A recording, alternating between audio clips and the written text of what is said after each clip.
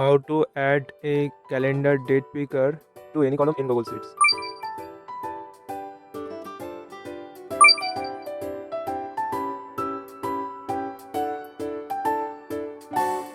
কিভাবে কলম সিলেক্ট করবেন তার কিছু শর্টকি দেখানো হলো। প্রথম সেলে ফিরে আসার শর্টকি,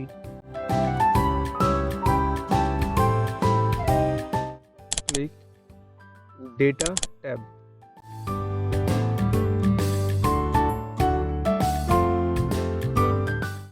দেন ক্লিক করবেন ডেটা ভ্যালিডেশন।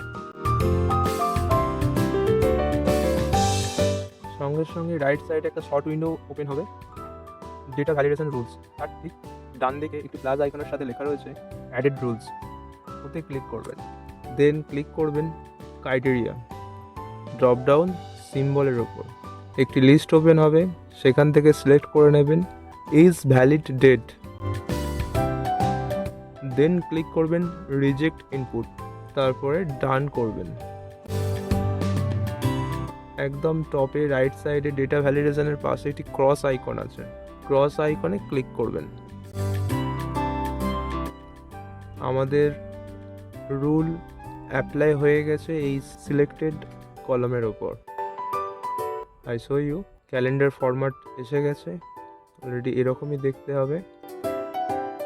আর এটা শুধুমাত্র এই সেলের জন্য না, প্রত্যেকটি সেল যেটা সিলেক্ট করা হয়েছিল প্রত্যেকটি সেলেই ইউজ করা যাবে সেম ডেট, যে কোনো ডেট ইউজ করতে পারি। সেম আমি control plus shift and down arrow press করে একদম লাস্ট সেলে এসে পৌঁছেছি। এখানেও অ্যাপ্লাই করে দেখাচ্ছে, আপনি যে কোনো ডেট সিলেক্ট করতে পারেন। Thanks for watching.